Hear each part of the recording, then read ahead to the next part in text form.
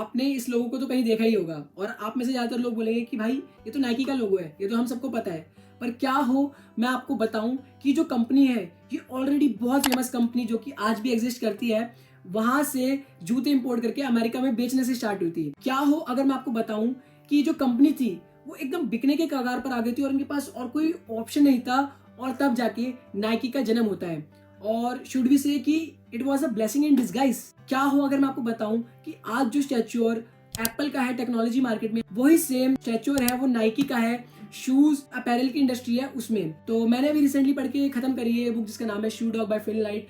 और कैसी लगी मेरे को ये बुक, क्या क्या मेरे को इससे जानने के लिए मिला, सारी बातें शेयर करते हैं इस वीडियो में। सो नाइकी की स्टार्ट होती है 1962 में, जब इसके फाउंडर फिल नाइट को एक क्रेजी आइडिया आता है जापान से जूते इंपोर्ट करके अमेरिकन मार्केट में बेचने का। तो वो अपनी जर्नी स्टार्ट करते हैं वर्ल्ड टूर की, और जब वो जापान पहुंचते हैं तो वो अपना आइडिया जब पिच करते हैं ओनिसुका में, तो उस टाइम पर उनकी कंपनी का नाम डिसाइडेड नहीं था, उस टाइम पर उनके पास कोई टीम नहीं थी, उस टाइम पर उनके पास कोई इन्वेस्टमेंट नहीं थी।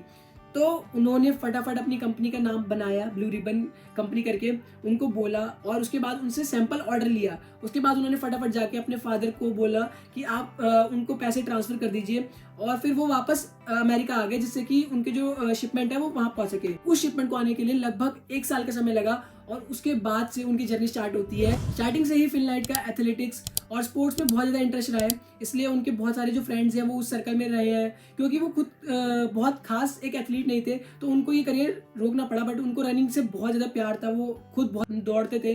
तो उनके एक कोच थे बिल बोरमैन, तो उन्होंने साथ में उनके साथ इस कंपनी को को फाउंड करा था और उन्होंने इन्वेस्टमेंट लगाई थी इस कंपनी में और काफ़ी सारे इन्वेंशंस करे थे, जैसे कि वेफर शूज़। और आप मानेंगे कि उन्होंने एक किताब लिखी थी जिसकी वजह से नाइकी की जो सेल्स है उसमें बहुत ज़्यादा इंक्रीमेंट देखने के लिए मिला था। जब उन्होंने अपनी कंपनी बनाई तो उसके बाद एक तो लेट शिपमेंट आने की प्रॉब्लम हर बार चलती रही है जब तक उनका साथ ओनिसुका टाइगर से रहा है। और उसके साथ साथ क्योंकि वो जो शूज़ इंपोर्ट करते थे वो बहुत कम क्वांटिटी में होते थे और उनके पास डिमांड बहुत ज़्यादा होती थी due to good connections of Bill Bowerman, क्योंकि वो एक ओलंपियन के भी कोच रह चुके हैं। तो उनके कनेक्शंस काफ़ी अच्छे थे जिससे कि बहुत जल्दी शूज़ उनके चले जाते थे।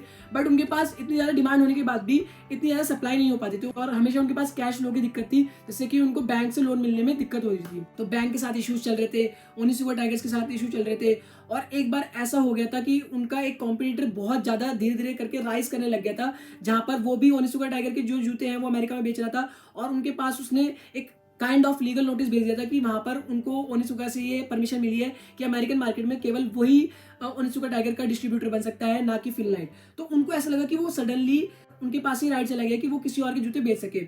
और ऐसे करते करते करते जब उनके ओनिसुका से रिलेशंस बिल्कुल खराब हो गए, तो बीच में जब उनको लग रहा था कि अब हमारे टाइज कभी भी छूट सकते हैं, हम रातों रात आउट ऑफ बिजनेस हो सकते हैं, तो रातों रात उन्होंने फिर डिसाइड करा कि we will launch our new factory, जो कि हम खुद उसको फंड करेंगे, खुद अपने शूज़ खुद बनाएंगे और उसका हम नाम रखेंगे नाइकी। और जब उन्होंने वहाँ उस सिचुएशन से नाइकी खड़ा करा, उनको वहाँ पर भी बहुत प्रॉब्लम आई। जो उनकी फर्स्ट शिपमेंट निकली वो बहुत ज़्यादा वीक क्वालिटी की थी, बट बिकॉज उनका काफ़ी अच्छा नाम था, डिस्ट्रीब्यूशन मार्केट जो भी थी उनकी काफ़ी अच्छी गुडविल थी, तो उसकी वजह से उनका जो खराब डिज़ाइन था या जो खराब प्रोडक्ट था वो भी धीरे धीरे करके एक्सेप्ट होने लग गया। और धीरे धीरे धीरे करके उन्होंने अपने प्रोडक्ट के जो क्वालिटी है उसको इंप्रूव करा।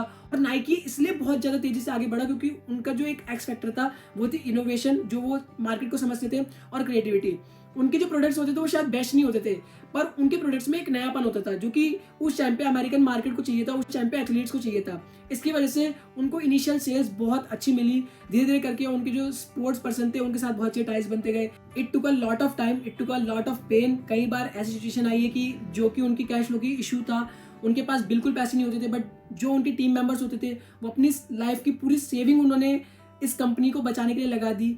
मैं जब वो पढ़ रहा था ना, मैंने ये रियलाइज करा कि यार हम सोचते हैं कि एक कंपनी बनाने के लिए क्या लगता है, भाई दिलो जान सब कुछ लग जाता है, अपने पूरे इमोशनल फाइनेंशियल सब कुछ लग जाता है। जो भी आप ये बात सुन रहे हो, अगर आपको ये सुन के ऐसा लग रहा है ना कि आपको बुक समझ में आ गई है, आपने इसका जिस्ट ले लिया है, आपको पूरी बुक समझ में आ गई है, तो भाई मैं कह रहा हूँ ये तो कुछ भी नहीं है। जब आप बुक पढ़ोगे ना आपको मतलब स्वाद आएगा, आप कहोगे क्या बुक बनाई है भाई, क्या बुक लिखी है, इतनी प्यारी राइटिंग है इसमें फिल नाइट की। जितने भी एक्सपीरियंसेस रहे हैं नाइकी को बनाने के लिए, और जो खासकर जो लीगल बैटल्स रही है कि जब उन्होंने नाइकी बना तो ली, पर जब ओनिसुका को पता चला कि उनसे ये टाइज उनके बिल्कुल खत्म होने से पहले ही उन्होंने ये सब स्टार्ट कर दिया है, तो उन्होंने कहा कि ये तो आपने हमारे साथ चीटिंग करी। और जब वो चीज़ को कोर्ट में लेकर गए और वहाँ पर कितनी प्रॉब्लम्स हुई और कितना इमोशनली फाइनेंशियली वो हैप्टिक रहा है, उसके बाद एक कोर्ट के साथ जाना एक कंपनी की गुडविल के ऊपर भी बहुत ज़्यादा डेंट करता है। तो ये चीज़ बहुत ज़्यादा एकदम झंझोड़ने वाली होती है।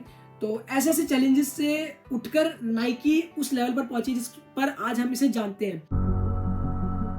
तो जो सबसे पहला मेरे को टेक अवे इस बुक से मिला है, जो कि मैं पर्सनल अपनी लाइफ में खुद अपनाने की ट्राई करूंगा, वो है रिस्क और रेजिलियंस। क्योंकि हमेशा से ना फिनलाइट की फिलॉसफी रही है कि यार जाएंगे तो जाएंगे, बट सेफ नहीं प्ले करना। मतलब ना उन्होंने हर बार डबल लोन लेना, उसके बाद उस शिपमेंट को निकाल देना, सारे सामान बेच देना, उसके बाद फिर डबल लोन लेना, उसके बाद उससे डबल का आप ऑर्डर प्लेस कर देना। रिस्क है तो इश्क है। तो इसी फिलॉसफी के साथ वो उन्होंने बिजनेस किया है। और जो सेकंड इसमें में बहुत ज़्यादा मेरे को अच्छा एक टेक अवे लगा, वो ये था कि पैशन और पर्पस उनका बहुत ज़्यादा स्ट्रॉन्ग था। जब वो पहली शिपमेंट आती है उनकी 1 साल के बाद, मतलब उस 1 साल में क्या क्या थॉट्स रहे होंगे उनके दिमाग में, मैं थोड़ा सा इमेजिन कर सकता हूँ कि भाई उनकी शिपमेंट नहीं आ रही है, उनको डाउट हो रहा है भाई क्या हो गया, मेरे पैसे तो नहीं बर्बाद हो गए उसके।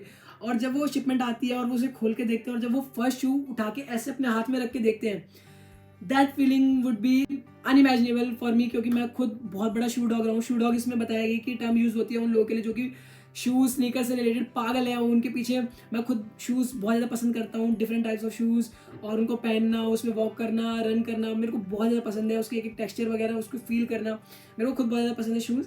तो हाँ, मैं फील कर पा रहा था वो पैशन और पर्पस को। और मैं बीच में सोच रहा था यार कि मैं किसी नाइकी स्टोर में घुस के बोलूँ कि यार मेरे को एज ए सेल्समैन ले लो भाई, मेरे को बस आपको ज्वाइन करना है, मैं नाइकी शूज़ बेचना चाह रहा हूँ। तो इतना पागल कर दिया था इस बुक ने मेरे को एक हद तक। तो लास्ट यहाँ पर मेरे को टेक अवे मिला है इस बुक से, वो ये है कि उन्होंने बहुत स्ट्रॉन्ग कल्चर बनाया था। बहुत अच्छी उनकी टीम थी। जितने भी लोग जुड़ते हैं उनके साथ, उसमें कहते हैं कि बहुत ज़्यादा एक कहते हैं कि टीम ऑफ मिसफिट्स थी वो, जो कि सोसाइटी में जिनको मिसफिट्स कंसिडर करा जाता था, उनकी एक टीम थी जिन्होंने साथ में मिलकर नाइकी खड़ा करा था। और वो टीम ऑफ मिसफिट्स ने कुछ जाके एक्स्ट्राऑर्डिनरी क्रिएट करा, जिसमें कि आप देखेंगे एक बंदा अपनी पर्सनल लाइफ में बहुत ज़्यादा खराब हो रखी थी, उसके पास कुछ था नहीं करने के लिए। एक बंदा जो था वो व्हील चेयर पे था, और फिनलाइट खुद उन्होंने ऑब्वियसली वो स्टैनफोर्ड गए थे, बट उनको नहीं पता था कि उनकी कंपनी क्या करेगी। कई बार उनकी कंपनी बैंकरप्सी के कगार पर आ गई थी। तो कुछ लोगों ने, जिनको मिसफिट्स कंसीडर करा था सोसाइटी ने, एक ऐसी कंपनी का आविष्कार किया जो कि पूरी दुनिया में जाकर नंबर 1 कंपनी बनती है। जो भी आज की डेट में यंग एंटरप्रेन्योर्स हैं और जो भी करना चाहते हैं कुछ अपने बल पे, अगर आपने बुक पढ़ी है तो आपको खुद क्या अच्छा लगा इस बुक से, या फिर आपने वीडियो देखी है, आपको इस वीडियो में से कौन से अच्छे के टेक अवेज लगे या फिर एनेक्डोट्स लगे, आप शेयर कर सकते हैं कमेंट सेक्शन में। काफ़ी ज़्यादा मेहनत लगती है ऐसी टाइप की वीडियो बनाने में। तो अगर आपको थोड़ी सी भी, मतलब मैं वैसे बोलता नहीं ज़्यादा, बट आपको अगर थोड़ी सी भी इस वीडियो से वैल्यू मिली है, आपको कुछ भी इस वीडियो में अच्छा लगा है, तो प्लीज़ यार लाइक करना और इस वीडियो को अपने दोस्तों के साथ शेयर करना, जिससे कि उनको भी ये क्रेजी स्टोरी के बारे में पता चल सके। और कोई भी फीडबैक है प्लीज़ बताना यार कमेंट सेक्शन में। मैं अगली बार वीडियो को इंप्रूव करने की कोशिश करूँगा। इस बुक का जो आपको लिंक है वो डिस्क्रिप्शन में मिल जाएगा, तो आप वहाँ से खरीद सकते हैं। जय हिंद, वंदे मातरम।